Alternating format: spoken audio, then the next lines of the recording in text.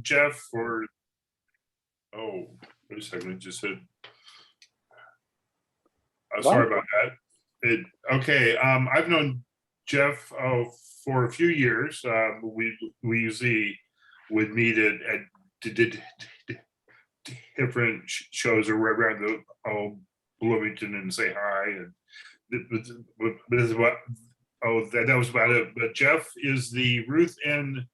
Hall's Professor Emeritus of Photography at the Indiana University, and emeritus means that he's retired. So that, but he's has shown work at the Art Institute of Chicago, the International Center of Photography in New York, the George Eastman Museum in Rochester, and the Museum of Modern Art in New York. He has permanent, he has pieces in the permanent collection of the Metropolitan Museum of Art in New York, the Los Angeles County Museum of Art, and the San Francisco Museum of Modern Art. Now, these are just a few. These the ones that I recognize as being really top quality museums. So he was awarded 2 visual arts fellowships from the National Endowment for the Arts, and plus a Guggenheim Fellowship. He's had several publications done, including a book on limestone called Limestone Country. One of 2 collections, I believe, from Pigeon Hill, the latest one being Pigeon Hill Now and Then. Inconvenient Stories, which is a book of portraits of the Vietnam War veterans, and Written in Memory, which was portraits of survivors from the Holocaust. He also has a new book out on the homeless, which I think he's going to tell us about a lot at his speak. I would like to now wish Jeffrey to welcome him. And Jeff, you're all set?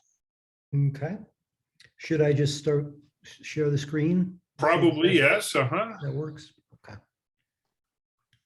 Okay.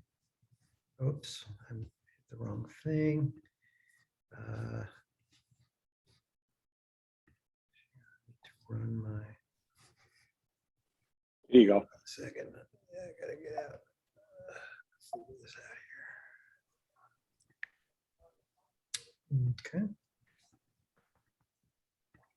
I get confused about. Got it right here.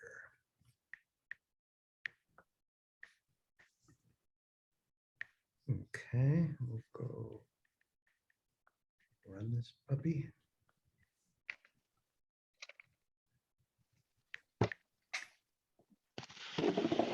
Okay, is that good?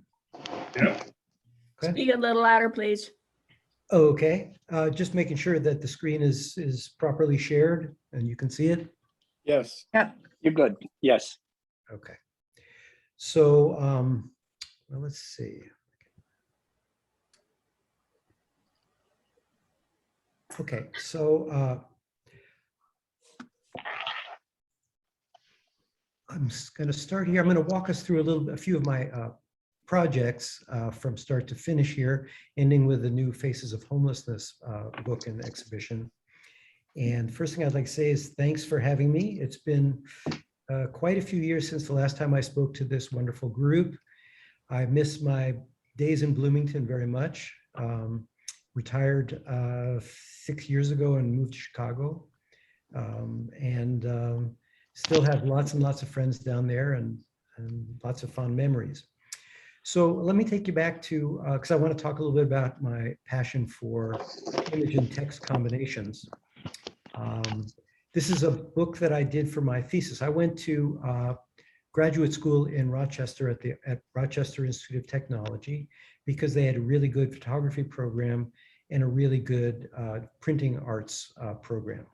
And I loved typography. I was studying typography, bookmaking, paper making, binding, all that good stuff.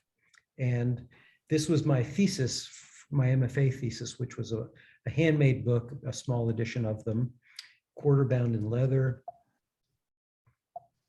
Okay, I gotta get to here again. Okay. This was a companion page from that book with tipped in photograph.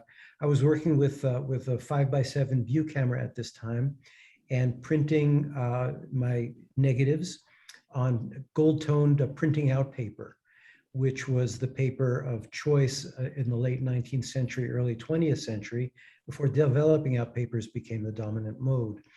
And it's a really beautiful process. I wanted to be at Jay when I grew up. So here I am, working with a paper that has the tonalities that dominated his work, and my text faces it.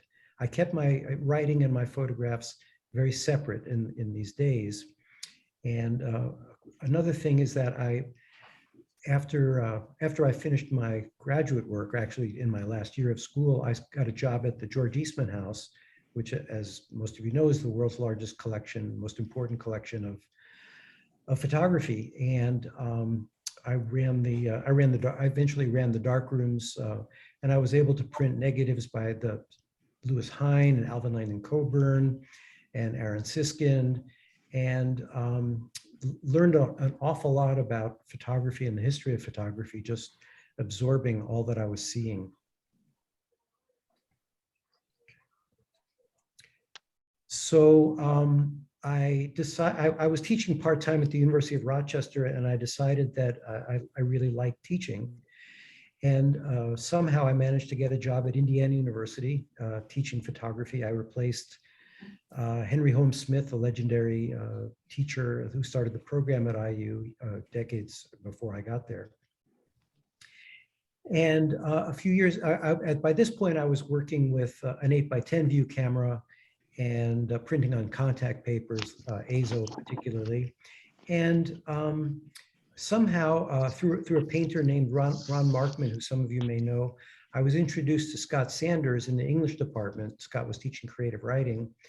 And I had just published a photograph or two in a review, in a photography review on limestone. I was photographing in Woolery's stone mill, and did some nice portraits and views of the mill when it was not in operation.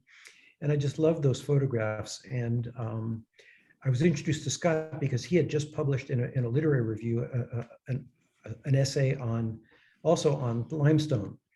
And so we were sort of suspicious of each other, but we decided to work together. And the fruit of that labor, we wound up going all over the stone country, the stone belt, from outside Spencer all the way down south of Olytic and Bedford, and covered limestone from the quarrying to the milling to the buildings, iconic buildings around the country that are made from Indiana limestone. Those were all included in the book: the Empire State Building and the Pentagon. And tons of Chicago here are really chunks of Bloomington. So I feel good when I see them.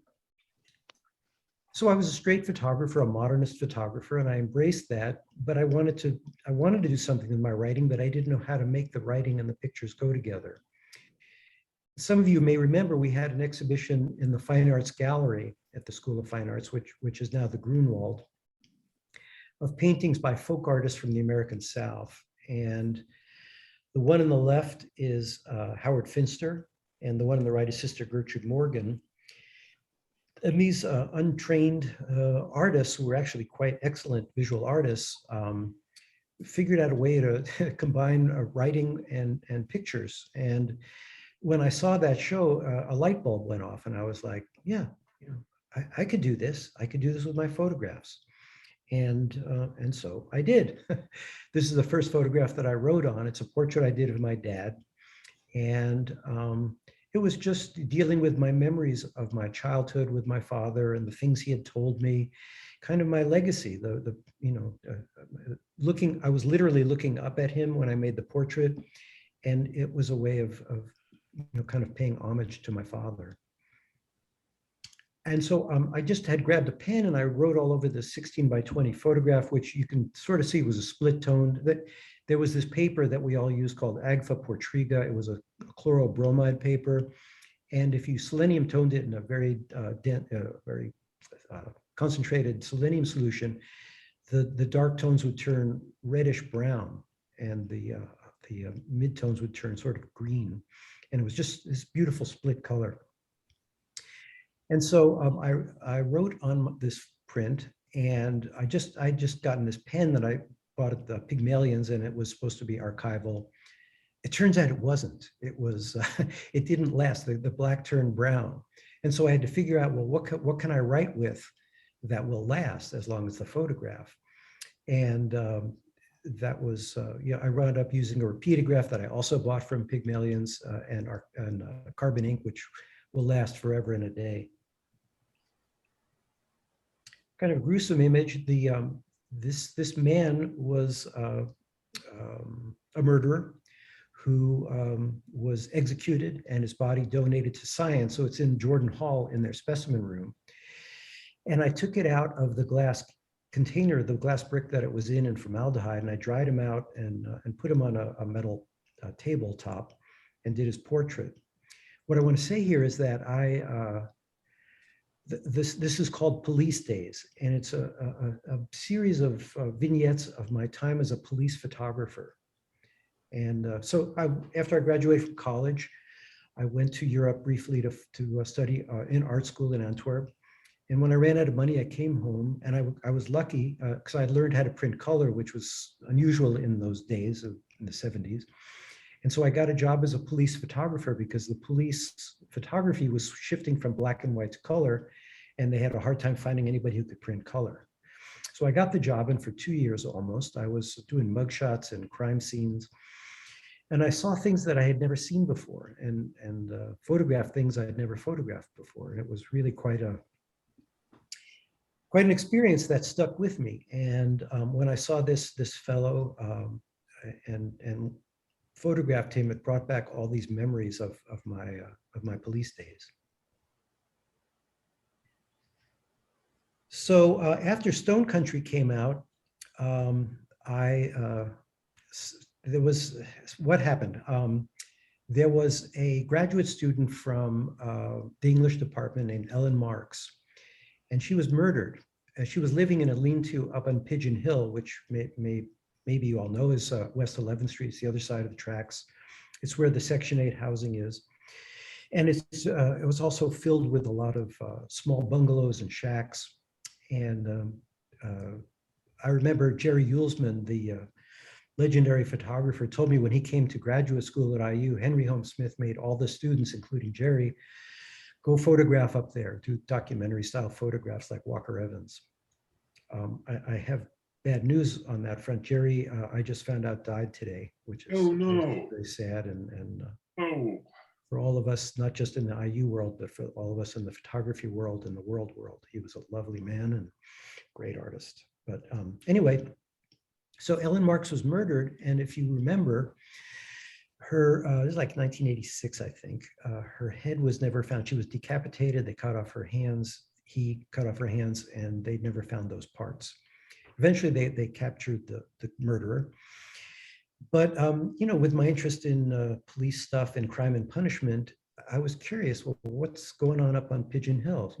Those of us on campus in the university don't tend to wander over there very much. And I guess I did because my car repair shop was out West 11th.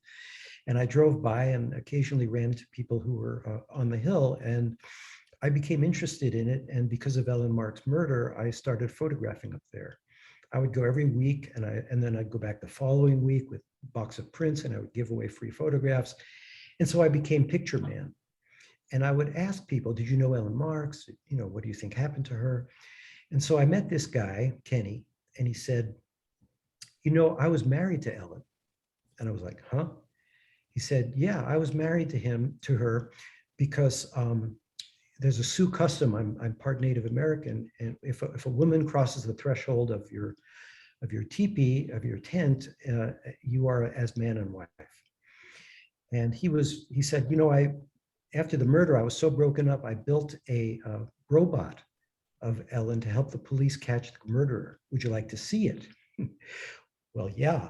So he brought this thing down, and the picture I have of him here is now holding the head of Ellen Marks that he made. It's a crazy story, and I guess just visually, I'm working the text. I started working with this silver marker, filling the space with, you know, kind of like Howard Finster and Gertrude Morgan, filling the space, and moving from autobiography, which was what I did at first, to biography, working with other people's stories. For a lot of the photographs up on the hill, I was working more typographically with a stencil, and meeting people, and over time they would tell me their stories and I would get to know them. And this was Timmy, one of the kids that I photographed a lot. I photographed up on Pigeon Hill for a number of years, and I got to the point where I was going to bring the project to completion and do a book and a large exhibition. And I got a Guggenheim Fellowship to do that. But something happened. I won't go into the details right now. We can talk about it later if there's time. But I wound up beginning two series, which took most of the next decade of my life and my career. One was photographing Holocaust survivors, and the other photographing Vietnam War veterans. And this was a man that I'd moved from autobiography to biography, and I met this man through Alvin Rosenfeld in Jewish Studies. And photographed him he was up in Indianapolis, although he would come to IU and talk to students in the classes about his experiences surviving Auschwitz. And I was photographing him, and because he'd spoken about his experiences pretty frequently, he was very matter of fact in describing, yeah, we were arrested here, and we were on this train, and then in the cattle car, and then we got to Auschwitz, and I worked in this Canada Commando, and we, you know, unloaded the stuff that the prisoners would bring and sort them and so on. And, you know, very matter of fact, like it didn't happen to him. And then there was a picture on the mantle behind him, a small photograph. I said, who's that? And he said, it's my father. And he was killed in Auschwitz. And I said, can you hold that picture? I'll take a picture of you holding the photograph. And he did. And you can see the Auschwitz, the tattoo on his arm. And you can, his hand moved under his shirt over his heart. And he closed his eyes and he started crying. The memories came flooding back. So I made that was the first in what became a large series that took years, and that eventually opened at the International Center of Photography and the Art Institute of Chicago and some other museums, Indianapolis Museum of Art, for example, as well. And I kept expanding it to the demographics. This was a child survivor. She was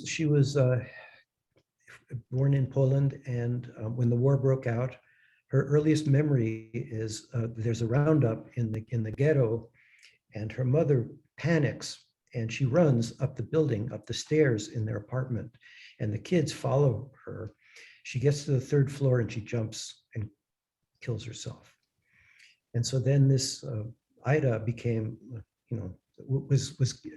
her father was still alive, but she was given to a Christian family to raise during the war, so she wouldn't be killed. And she did. And then I photographed her up here in Skokie, and she's holding a flower. I like people holding things. It adds a layer, and a visual layer and a metaphorical layer. And so here's a Holocaust survivor holding this beautiful flower. When I did the book and the exhibition, we included a snapshot of everybody from approximately the time of the war. And she had this snapshot. And it turned out, and she's with flowers. It's just a coincidence. I didn't see this snapshot before I did the portrait, but it was a really awesome coincidence. And here's another one. And in his story, he talks about what it's like to experience tense. Turning this on. I have a note here. I can't. Sorry? So, oh, I don't, can you see that? That's the book that was published by, let's see, what was the name of it? By Chronicle Books. And Mike's on the cover, and you can see the snapshot of him was when he escaped from Auschwitz as they were liquidating the camps. He wound up behind the American lines and worked for the Americans and became actually an American soldier doing translations and things like that. So he was able to emigrate to the US, to Detroit, and then finally to Indianapolis. And he almost single-handedly brought soccer to Indiana. So he helped start all the soccer leagues up in the state years ago. So the other series that I did was Vietnam Veterans. Here's a cover of the book. And let's see here.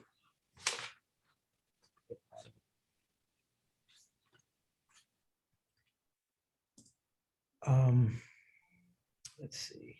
This is the cover of the book. This is a guy named Mark Scully. And he was, I stopped photographing and worked just on the Holocaust survivors because they were getting old and dying. And so it was pressing that I do that. And then after that came out, I wasn't really ready to get back to war stuff. It was a little too, too difficult mentally and psychologically. So I photographed my kids and let them write and draw on their pictures. But in 2003, the war in Iraq broke out, and that was something that really affected people who had been in the war. It affected everybody. It was like, why are we doing this? This is a fake war. This is like Vietnam. There's no real reason to be there. And so it brought me back to the Vietnam veterans. I had photographed a number of them back when I started the Holocaust survivors, and I started looking them up. I wanted to reconnect with them and redo their portraits. And it was about 10 years later. And some of them were dead. Some of them had moved away. I found a few of them and started, reconnecting and expanding the project with people.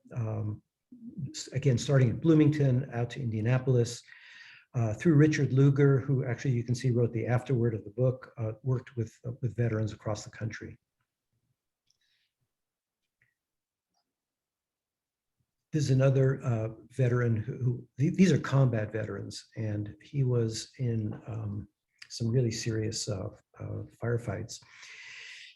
And after the war became very anti-war, and his hat says Vietnam veteran. This is a portrait from the exhibition.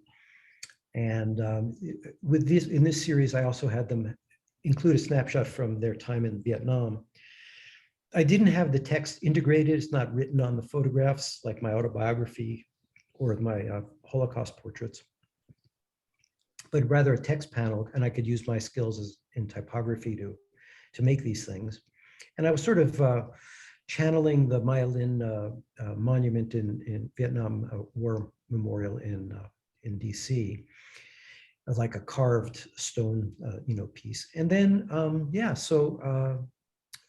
you can see he's sort of pierced. It's a very Christ-like image. He's being pierced by these sharp spikes, and his face is ravaged. He self-medicated, became a heroin addict, and contracted AIDS. He died not long after this portrait was taken. But this is an installation view from the Museum of Contemporary Photography that hosted the exhibition. And the show, some of you may have seen it it was at the IU Art Museum afterwards.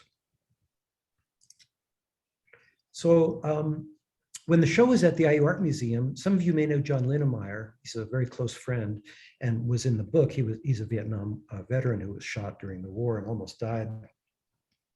Also very anti-war. And he, at the opening, we did a panel and at the Art Museum, and he said afterwards, have you ever thought of photographing the other side? And I was like, the Vietnamese? How would I do that? He said, I don't think it would be so hard. So I started researching it, and through one of the veterans that I had photographed, Larry Heineman, who was a writer, got the National Book Award for one of his Vietnam novels, started working with the Ministry of Culture in Vietnam, and got the visas that I needed, and I raised money from IU so that John Linnemeyer and I could go to Vietnam and photograph the other side. In the meanwhile, I started doing that. The guy on the right was,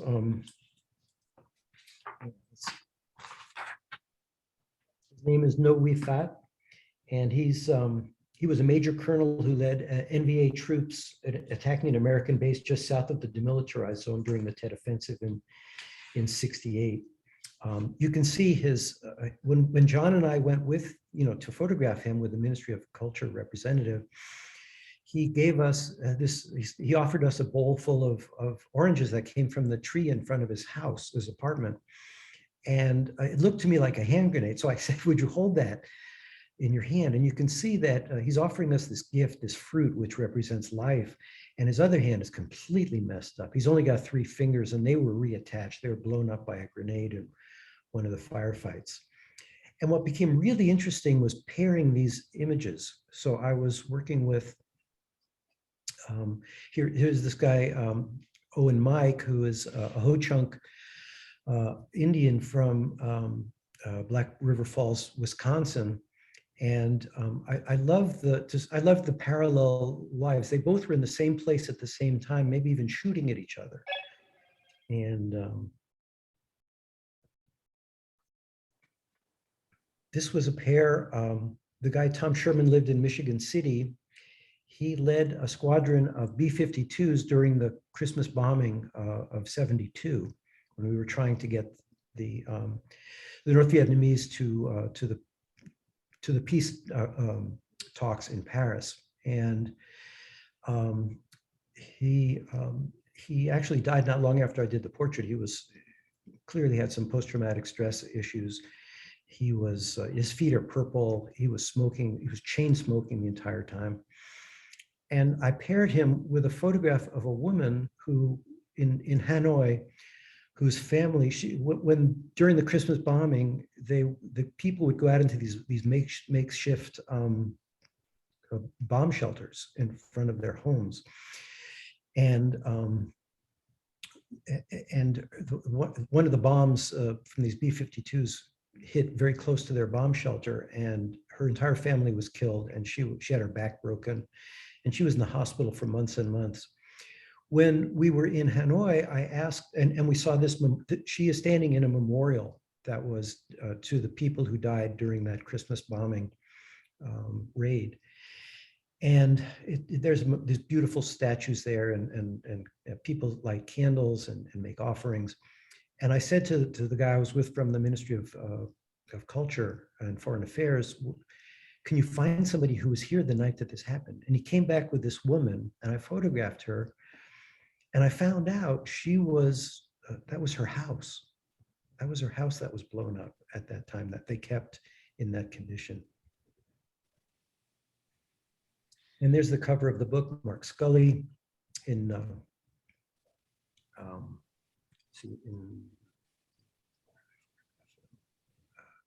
I'll think of it in a minute. Anyway, I just really like these 2 veterans in their uniforms, standing on opposite ends of the Pacific Ocean. Oh, that's Santa Monica by the pier, actually. And this guy is on the beach near Da Nang, and he's clearly a very decorated war veteran. When we did the exhibition at various places, this is at a biennale in Lyon, France, we paired them, but I made the text panel so that if the person was Arvin, was a South Vietnamese Army veteran, the color of their flag was a red star on white, or sorry, on yellow, or the flag was red on yellow. For the North Vietnamese, theirs was a star that was yellow on red. And for the Americans, I kept up with that white on black motif. So moving forward here, about 20 years ago, some of you may remember this, there was another gruesome murder that gripped Bloomington, and once again made the front page news in the Herald Times. A woman named Crystal Grubb was reported missing, and then her body was found in a cornfield north of town. In that 29-year-old's face, I immediately recognized one of the kids from Pigeon Hill that I'd photographed 20 years earlier. I located her mother and gave her the portraits I'd made of her daughter as a child. She told me of Crystal's last days, of her abusive boyfriend who was arrested for cooking meth the night of Crystal's disappearance. And I realized it was time for me to revisit Pigeon Hill and see if I could find the people that I photographed a generation earlier to learn how their lives had turned out. So here I found this woman, Judy, who was Crystal's aunt, and I had made a photograph of Crystal. I'd photographed her on a number of occasions, and here I photographed her with her Aunt Judy. And here Judy is talking about Crystal and their relationship. It was her favorite niece. And then since I couldn't do Crystal, I just did, again, Judy holding a portrait of Crystal from back then. So that was the way I dealt with the then and now.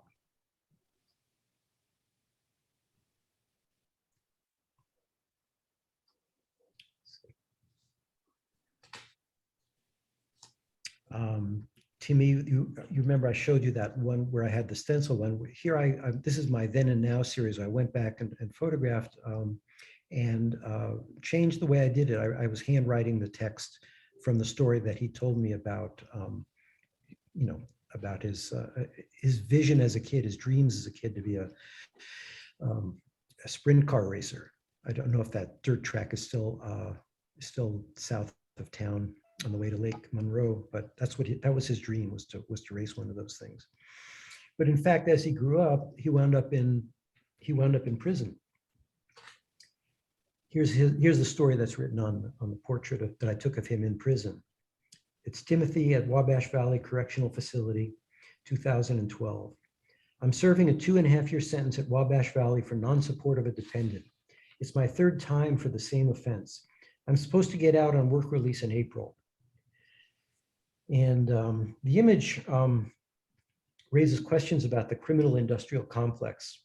Isn't it crazy that he spent a total of he did 3 2.5-year terms. He spent 7 or 8 years in prison with murderers. This is a kind of a maximum security prison near Terre Haute. And his crime was not paying child support. And, the story here is that how has anyone helped his children? How are they helped if their dad is in prison? And the US has the highest rate of incarceration of any nation on earth. We put people in jail at nearly twice the rate of Russia and 7 times that of France. It's a disgrace, and it's just related to the privatization of prisons and the failed war on drugs.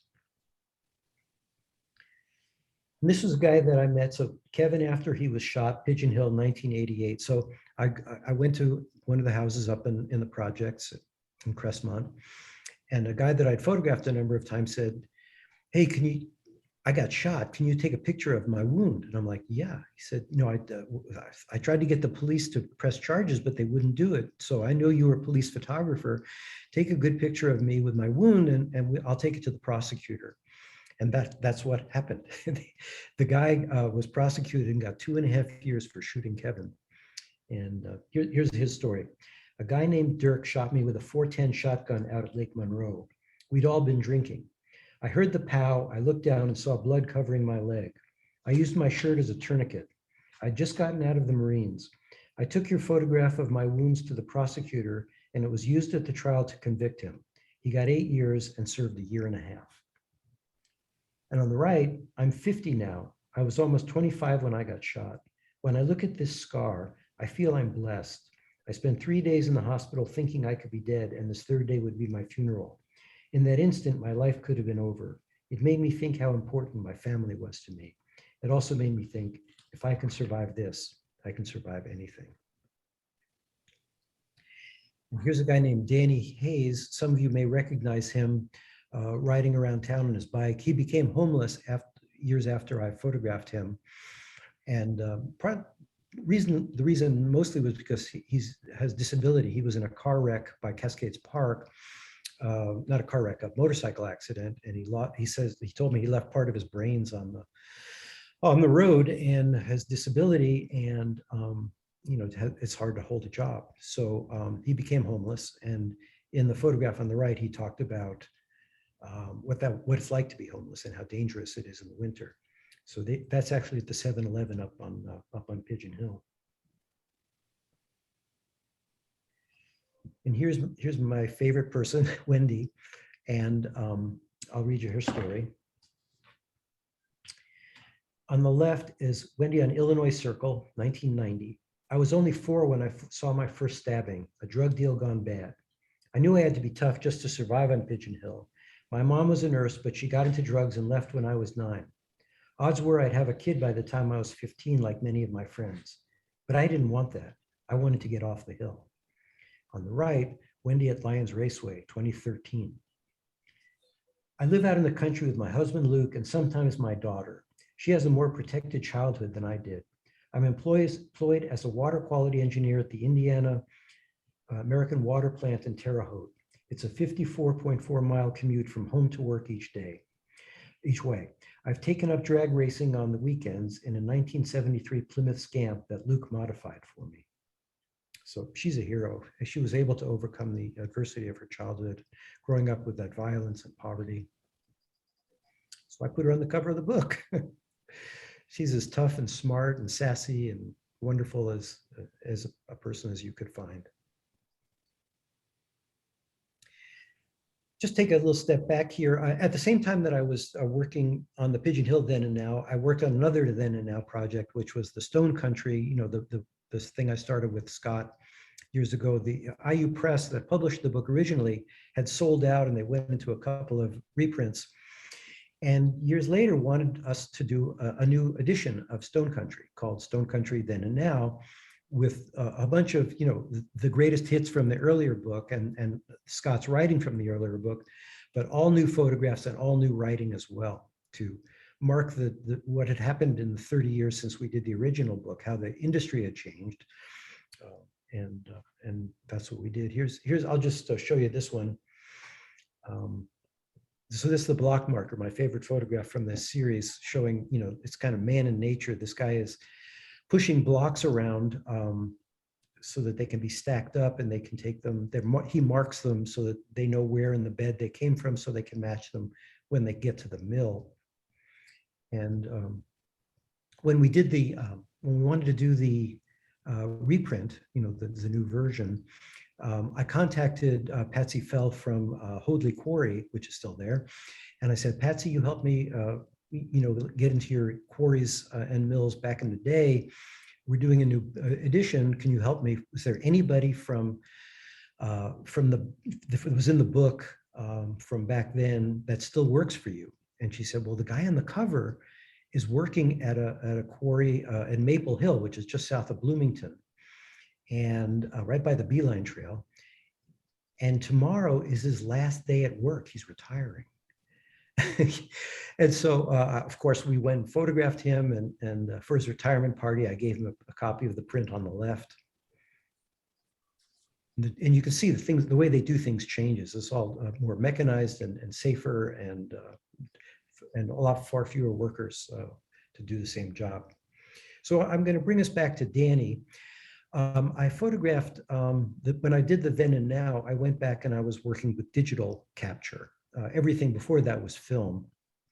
And so when I did the Then and Now, and I did the Now part, I wanted the photographs for the Pigeon Hill thing to be black and white. And so when you looked at the Danny Hayes photograph now, with this photograph, I printed it black and white, which of course you can do with digital. You just have to know the ways to convert the files so that you get correct tonalities. And I did the text differently here. I did it typographically instead of handwritten. So this became a bridge image. After I moved to Chicago, and you know, I lived downtown, and as I walked around, I would see tons of homeless people. I mean, everywhere, and people are asking for money, for food. And I was overwhelmed, and I didn't know quite how to deal with it. I knew from Danny Hayes a little bit about what homelessness is like, but that was rural homelessness, and this was different. And so I wanted to do something, and I was looking for a project that would be my Chicago project. And so I thought, well, I could do something with homelessness, and I could just wander around and photograph these people on my block, you know. But that's not the kind of photographer I am. I don't do pictures of people sleeping on heating grates.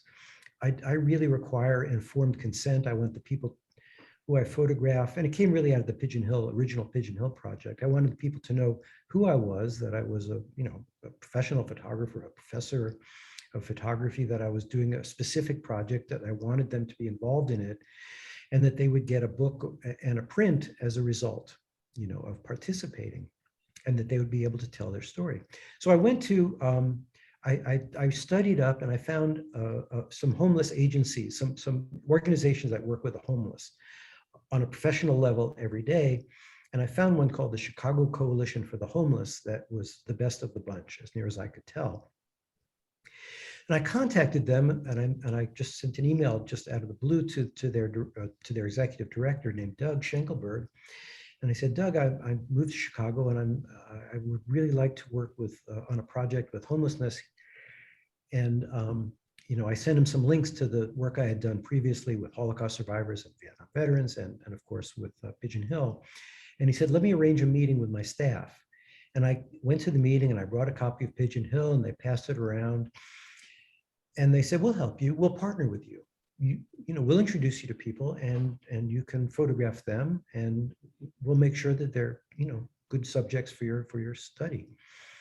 And so they had a leaders group. They were individuals who were currently or formerly homeless, who would go out to the encampments and the shelters and talk to homeless people about about what rights they had, about what they could do, and how they get medical care or housing. And this is one of the leaders, and he himself lives outdoors. And I'll get to him again. But I just want to read this little thing here before I talk more about Tom. So people live doubled up with friends or family. I learned that homelessness is not just the people living on the street, the ones that we think of as homeless, the stereotypes. That actually is less than half of the people who are really homeless. Most homeless are invisible. We don't see them. It's estimated that 16,000 kids in Chicago public schools are homeless. Most of those are not on the streets, but they're in shelters. Most of them are actually living doubled up with friends or family. But try taking your SATs when you don't even have a mailing address. Or they live in shorter long-term shelters. They live in hospitals, single-room occupancy hotels. There's homeless veterans. There are individuals and families who were evicted when their residences were foreclosed on. People who had sudden or serious medical expenses insurance didn't cover, which wiped out their life savings. Job loss, divorce, death of a parent or a spouse, domestic violence, lack of affordable housing, all drive homelessness. There are working poor who are homeless, living in vehicles or on the streets. And I thought it would be important to cover as wide a range of stories as I could. And working with CCH and then with other agencies, I was able to work with youth. I didn't want to work with anyone under 18 because of consent issues, but still 18, 19, 20-year-olds. I wanted to work with a diverse range of men and women and all different races and ethnicities to really show the depth and breadth of the problem. So here's Tom. First time I was homeless, I was 14 years old. I was kicked out of the house. There were 7 of us. I was the oldest. My dad died when I was 6, my mom when I was 12. I'd heard about Uptown Tent City and I wanted to totally get involved. Got a propane stove and tank, and I started cooking for the community. I set up a storage tent to keep things for survival purposes. There were about 25 of us under Lawrence Viaduct and about 20 under Wilson. That's under Lakeshore Drive. I got elected mayor of Tent City. I'm homeless, but I'm happy. I'm doing what I enjoy doing, helping people. And this is Maxica in Chicago. 3 years ago, I had a double mastectomy and 16 nodes removed from my left arm. I had 6 months of chemotherapy. I was in the process of buying a house, but had to use the money for my chemo. During that time, I cared for my kids, took them to school each day. I'll graduate in May 2019 with a degree in business administration and then go on for my master's. I want to work with homeless and cancer survivors to help them deal with their problems and to pay back what people did for me. And I'm still in touch with lots of these people. And Maxica is living in an apartment with her kids. She got her bachelor's and she just got her master's recently and wants me to do her graduation portrait. And of course, I will. This is Andan Kostov in Chicago. He's a Bulgarian refugee. He left, he said, I was a political refugee. When I escaped, the communists were still in power. People disappeared. I was afraid I would disappear too, so I run. A cousin of mine moved from Bulgaria to Chicago. They found me and I came to Chicago. I got a job in construction. I had a problem with my lungs and started slowing down. I have COPD, arthritis, and back pain. I didn't have the means to see a doctor. I came home one day after work, found my possessions in the alley. I'd fallen behind on my rent. I became homeless. Here's a woman that I photographed in an encampment under the Kennedy Expressway in Chicago. And it's a nice encampment in that the aldermen help support it. They have sanitation facilities, there's trash removal, and people look after them. They look after themselves. They have pets, some of them. And she's married. She's a full-time certified nurse's assistant, CNA. She works in nursing homes, and a vast majority of people working in nursing homes and extended care facilities are CNAs. CNAs make on the average $12 or $13 an hour. And if you think that you can live in a place like Chicago or Los Angeles, maybe even Bloomington on that salary, you're mistaken. So she was living there and occasionally in her husband's truck. This is Vinny, who's an artist, a painter in Venice Beach on the boardwalk. He says, homeless has become a dirty word. It should be a hate crime to use that word. I don't like the stereotype. We're not all the same. I'm not a shitty homeless person. I'm an artist. I've earned that right. I have my art supplies and my bass guitar, and that's it. I don't have piles of stuff. I'm not a hoarder. My work is fun. I like a certain depth of texture. I get canvases donated and I just paint over them. I paint a lot of clowns. They scare the shit out of kids. Scared me when I was a kid. I sold a big painting the other day in a leather trench coat that I painted a mural of clowns on. If I had my own place, I'd fill every square inch with murals because that's what my life is, one big painting. And I don't know if you can see it or not, but he's holding a joint, which is legal in Chicago, but in California it's legal. And but he's definitely part of the pot culture in LA. This is Lorenzo, who's an immigrant. Actually, he's still a Mexican citizen, but he worked in the US for years painting houses, and the fumes made him sick, and he has disability as a result. And he lives in this truck with his two dogs, and he mostly, he doesn't sleep in the truck. He has all of his stuff there. I have pictures of all of the back of his pickup, and you can see all of his worldly possessions. He pitches a tent every night and talks about how the police come and take away his stuff. And one time they took away his medications as well, which was terrible. So yeah, I was working. I met up with several, or I got introductions to several outstanding agencies that work with homeless in Los Angeles. One is Venice Community Housing, and the other is Safe Place for Youth, or SPY, which works with young people up to, I think, the age of 24. And this is one of the people that I met, a guy named Rose, who was a former gangbanger who quit the gang life. And when he did, because he had a kid, and when he did, they beat the shit out of him, broke his nose, and he wound up homeless for a while. I'm not sure now what he is. I think he's still, he might be in a shelter. I'm in touch with the people that put me in touch with him.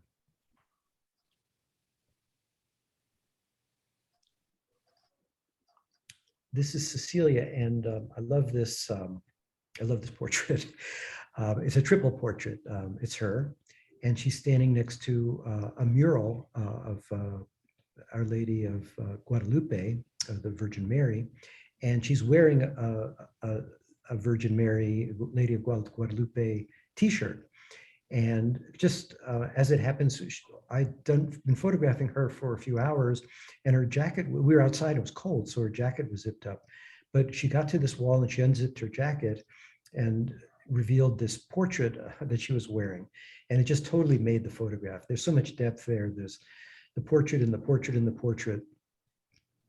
And here I'm working with the retablo tradition. Frida Kahlo, who has a very good photography show up here in Chicago at the fabulous National Museum of Mexican Art. It just opened. And Frida Kahlo absorbed that folk tradition. I was using influenced by Howard Finster and Sister Gertrude Morgan and folk artists like that.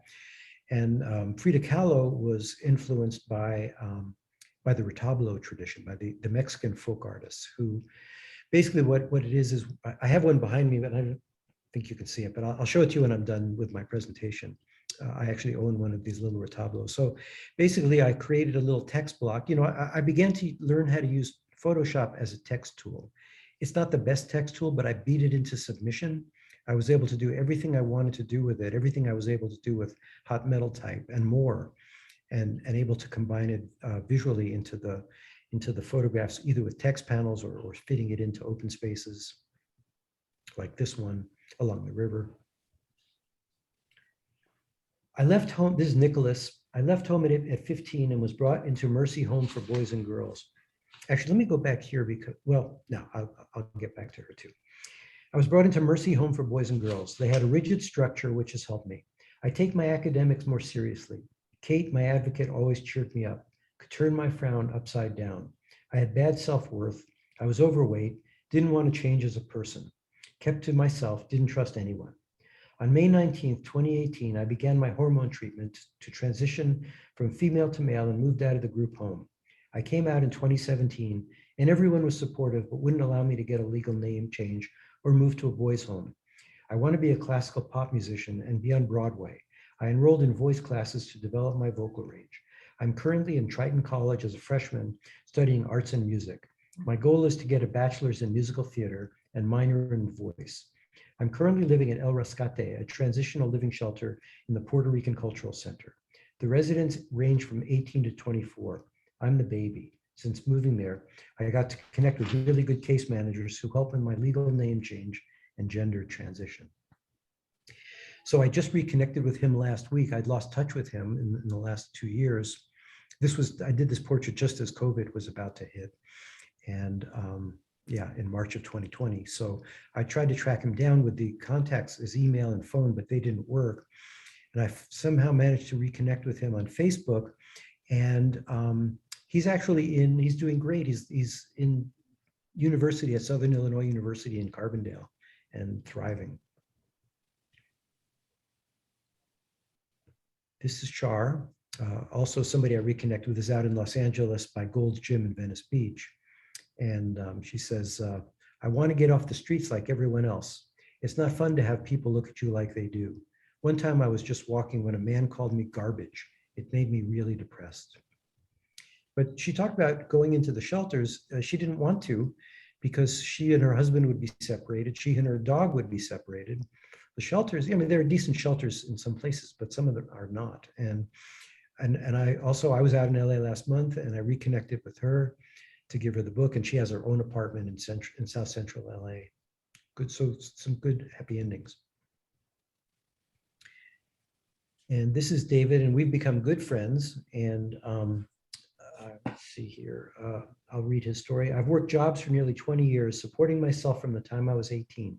I was a bus and or auto mechanic for a time as a union mechanic and a union worker nearly 8 years. The 80s were tumultuous times for me. I sought to return to writing and worked in the family business until it failed in '92. I was 37 years old. I started living in my car. Because conservatives are always accusing poor people of unfairly taking government handouts, I soon made a conscious decision to write less and do more. For 20 years, I sought to only eat the good food society was throwing away.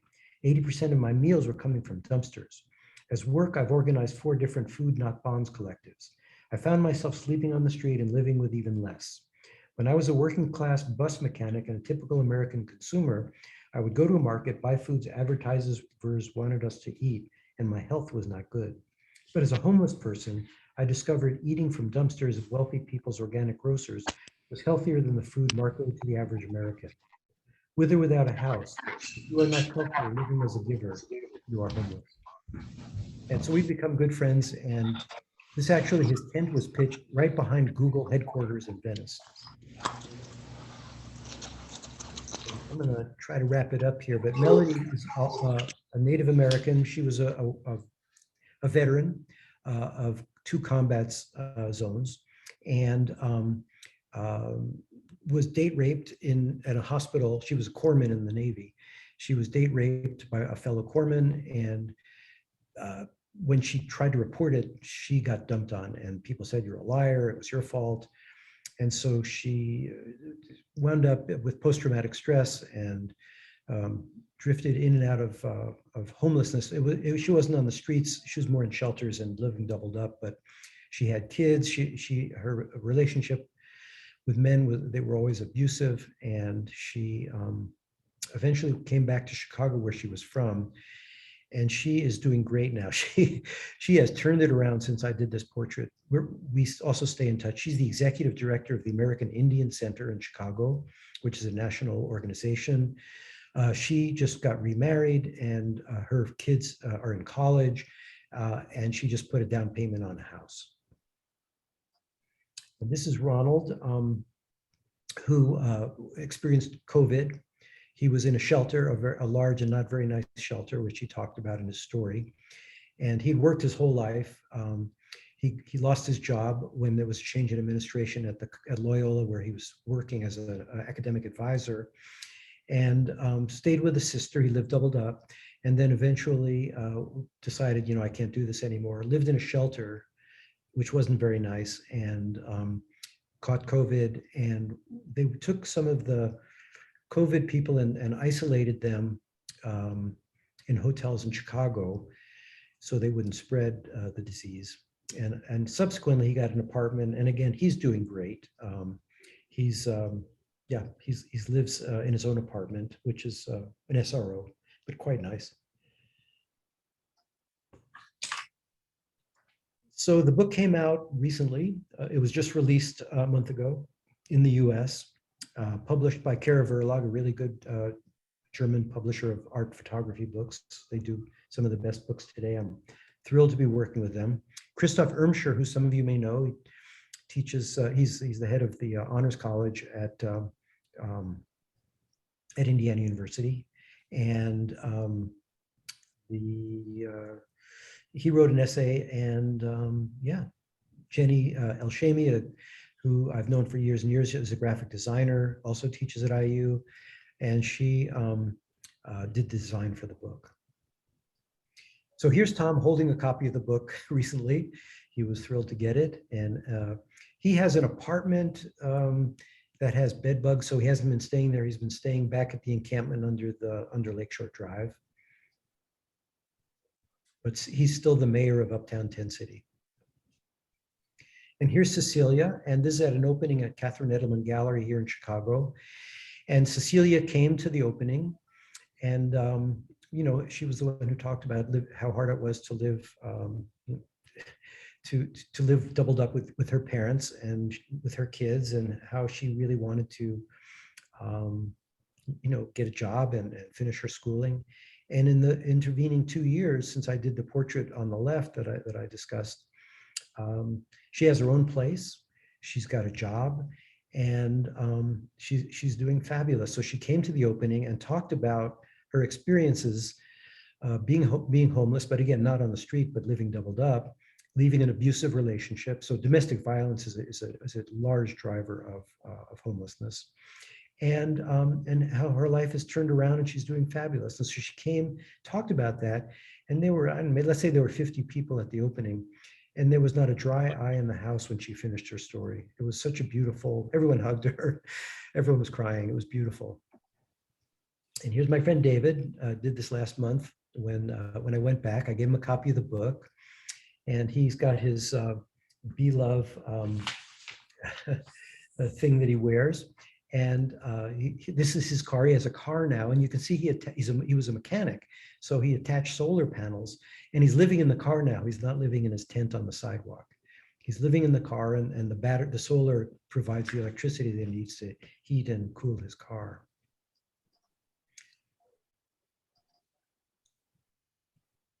Okay. So where am I here? I got to get back to the.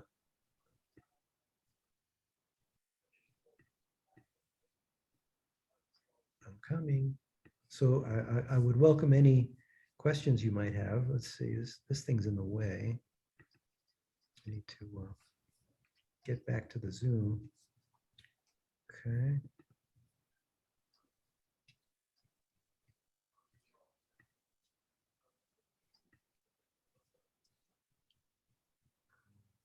Let's see. This thing's in the way and I can't, oh, there it is. Okay. This should do it. Jeff, that was a very interesting promotion of photographic subjects. Just end the share screen. Got it. Yeah, there we go. There you go. Okay, got it. Thanks for thanks for helping. Yes. And let's see. Okay, there's me. Yeah, this is what David gave me a few years ago. One of his things. So, Jeff, did you feel in any, were you ever threatened when you were down? We're working with the homeless?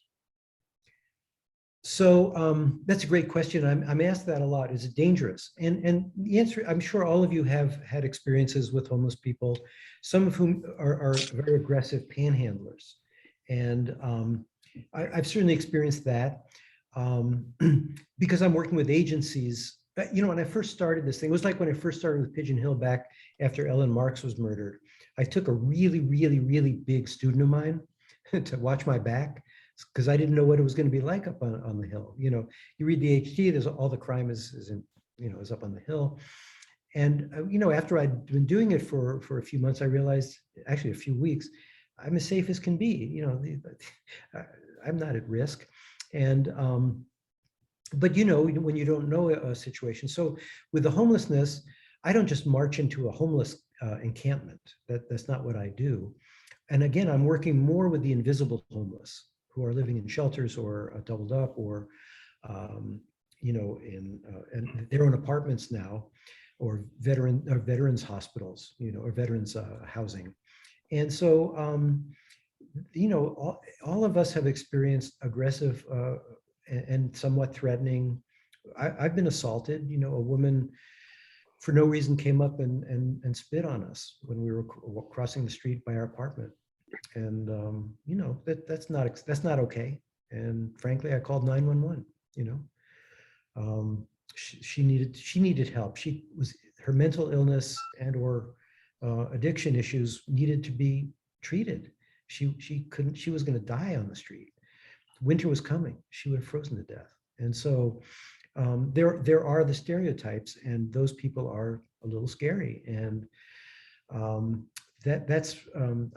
I photographed some of that, but for the most part, I'm photographing people in shelters, in their own places, the invisible, for the most part, the invisible homeless. And when I do go to encampments, I go with other homeless people who are my guides and mentors. And, you know, I feel very safe with them. I was in Chicago last summer and we were walking into Chinatown. Yeah. And we went down this area and there was a bridge of some sort, and there were, you know, 50 tents of people, and we just walked on through it, said hi to people, and they said hi back, and you know, they didn't even panhandle. So, you know, so it was pretty enlightening to me, just, you know, spending a few seconds with, you know, we're walking through it. But some of the people that I was with was, oh my God, we almost died. And things like that. And so it was kind of interesting. What, Jim, if I could say a word about that, the encampments are relatively safe. The reason they are is that people cluster for security and safety. yeah, And usually there's division of labor, like Tom became the mayor of Uptown Tent City. So he was the boss. He would say, you can set up your tent there. You're in charge of security. And they don't leave, someone is always there. So people don't walk in and steal your stuff. yeah, You don't want that. So they're pretty well regulated, self-regulated facilities. It's great when they get the support of the local politicians so that they get trash removal, porta potties, things like that, so they can survive. But that's not who's threatening. The people on the street that are, and they're fine too. But once in a while, you'll find a very aggressive panhandler or somebody who threatens you if you don't give them alcohol or money. probably has to do a lot with mental health, Yeah. Yeah, but hey, well, what camera are you using now? What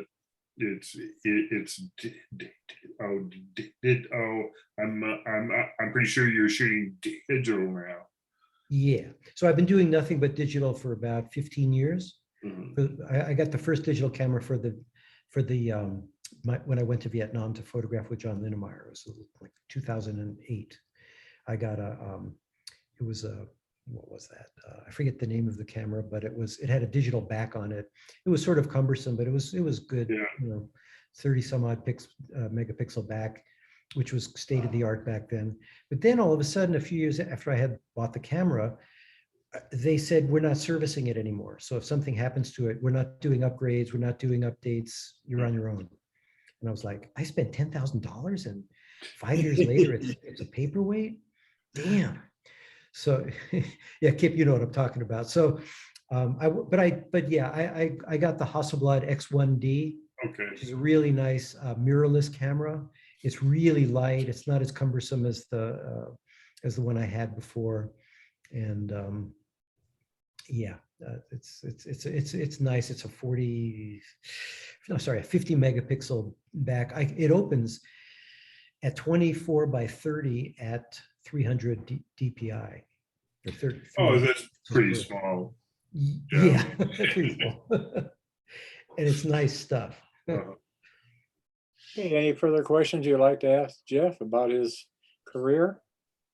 Well, I'd just like to comment, I was struck by the whole presentation. Thank you so much. I was just struck by Jeffrey's ability to make connections with his subjects. And I mean, that's the difference between taking pictures and making these images with this human story. And I like the title, Faces of Homelessness. I mean, I think you really have given it a face.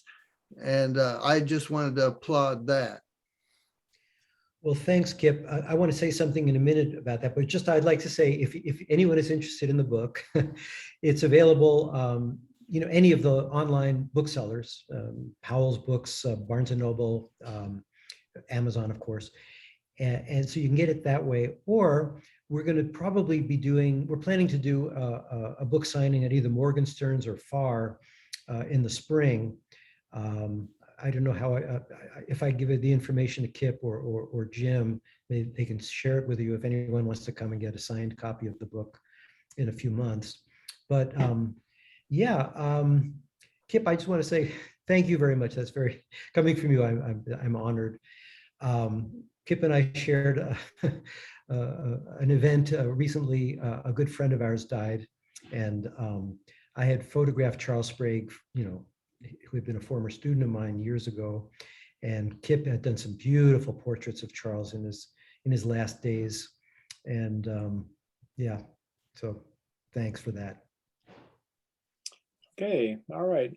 Members of the club, anything you want to discuss right now? I